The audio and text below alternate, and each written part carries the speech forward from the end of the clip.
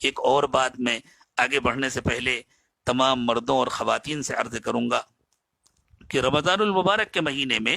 ہمارے مدارس کے ذمہ داران اور مدارس کے سفراء ملک کے مختلف علاقوں میں سفر کرتے تھے، آپ کی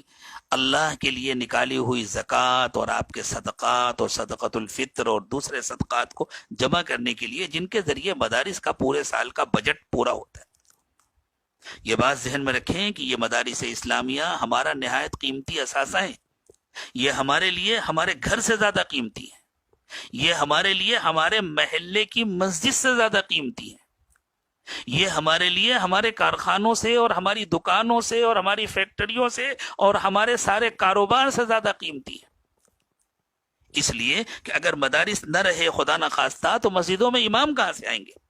مسجدوں میں مؤذن کہاں سے آئیں گے، مسجدوں میں تراویح پڑھانے والے کہاں سے آئیں گے، اور مسجدوں میں نماز پڑھنے والے کہاں نماز سیکھیں گے، کہاں روزے کا طریقہ سیکھیں گے، کس سے مسائل معلوم کریں گے، کون آئے گا مردوں کو کفن پہنانے کے لیے، کون آئے گا غسل دینے کے لیے، کون آئے گا نماز جنازہ سکھانے کے لیے، کون آئے گا عیدین کی نماز سکھانے کے لیے۔ یہ مدارس ہماری ریڑھ کی ہڈی ہیں، یہ مدارس ہمارے اسلامی وجود کی بنیاد ہیں۔ اس لیے اگرچہ اس رمضان المبارک میں سفراء سفر نہیں کر سکیں گے، لیکن ہمیں اپنی ذمہ داری سمجھ کر،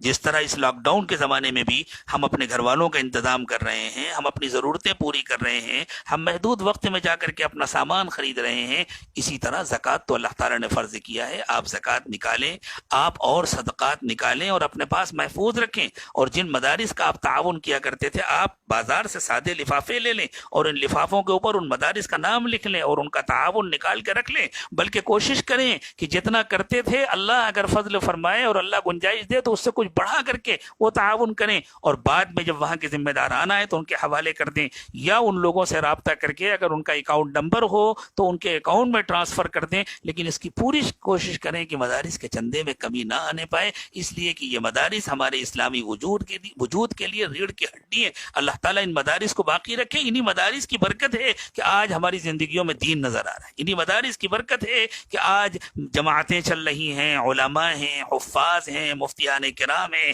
مسجدیں آباد ہیں، مسجدوں میں ائمہ ہیں، مدرسین ہیں، یہ انہی مدارس اسلامیہ کی برکت ہے۔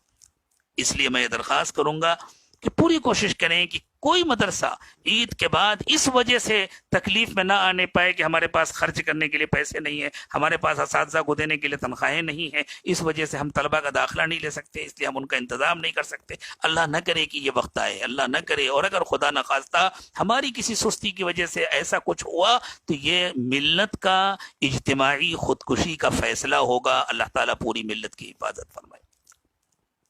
اسی طرح ہمارے محلے کی جو مسجدیں ہیں، آپ خیال فرمائیں کہ ان مسجدوں کے اماموں کی اور وہاں کے خدام کی جو تنخواہیں ادا ہوتی ہیں وہ عام طور سے جمعے کے چندے سے ہوتی ہیں۔ اب اس وقت چونکہ جمعے کے اجتماعات نہیں ہو رہے، مسجدوں میں چندہ نہیں جمع ہو رہا، تو اس کا اہتمام کریں کہ جس طرح ہم اپنی ساری ضروریات پر خرچ کرتے ہیں، ہم جمعے میں جو چندہ دیتے تھے وہ چندہ جمع کریں اور بعد میں جا کر مسجد کے ذمہ داران تک پہنچا دیں۔ خاموشی کے ساتھ ہم اپنی مسجدوں کے خدام اور اپنی مسجدوں میں کام کرنے والے، جنہوں نے بیچاروں نے اپنی پوری زندگیاں مسجدوں کے لیے، مدرسوں کے لیے کھپا دی ہیں، جو کوئی اور کام نہیں کر سکتے ہیں، اور اگر وہ دوسرے کوئی کام کرنے لگے، ان کے اندر صلاحیتیں ہیں، وہ دوسرے کام کر سکتے ہیں، وہ دوسرے کام کر کے اپنے بال بچوں کی ضرورتیں پوری کر سکتے ہیں، لیکن پھر دین کے کتنے بڑے تقاضے ہیں جو باقی رہ جائیں گے، جن کو پورا کرنے والا کوئی نہ ہوگا۔ تو انہوں نے ہمارے لیے، ہمارے بچوں کے لیے، ہماری آئندہ آنے والی نسلوں کے لیے اور پوری ملت اسلامیہ کے لیے اپنی زندگی کو وقف کیا ہوا ہے۔ تو رمضان المبارک میں عید کے موقع پر خاموشی کے ساتھ جس طرح ہم اپنی ضرورتوں کا خیال کرتے ہیں، دین کے ان خادموں کی ضرورتوں کا خیال کریں اور ان کی اتنی عزت افزائی کے ساتھ، ان کے اتنے احترام کے ساتھ ان کی ضرورت پوری کریں کہ ان کو ایسا کبھی محسوس نہ ہو کہ یہ ہم کو ضرورت مند سمجھ کر کے دے رہے ہیں،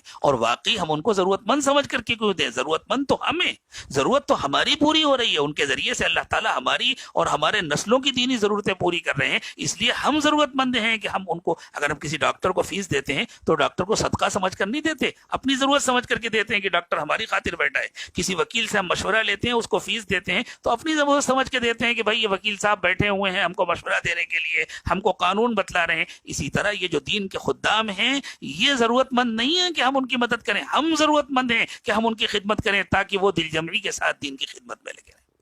اس لیے میری درخواست ہے کہ اس رمضان المبارک میں خاص طور سے آپ لوگ پہلے سے بھی کرتے تھے، آئندہ بھی کریں گے انشاءاللہ، لیکن جمعے کے چندوں کا بھی اہتمام کریں، اپنے پاس جمع کریں اور اپنی مسجدوں میں پہنچائیں۔ مسجدوں کے خدام، مسجدوں کے ائمہ اور مسجدوں کے مؤذنین، ان کا بھی خیال رکھیں، جو چندے کے ذریعے ان کی تنخواہیں ادا ہوتی ہیں وہ تو ہوں گی، اس کے علاوہ بھی رمضان المبارک میں جس طرح ہماری ضرورتیں بڑھ جاتی ہیں دوسروں کی ضرورتیں بھی بڑھتی ہیں، اس لیے ان کا بہت زیادہ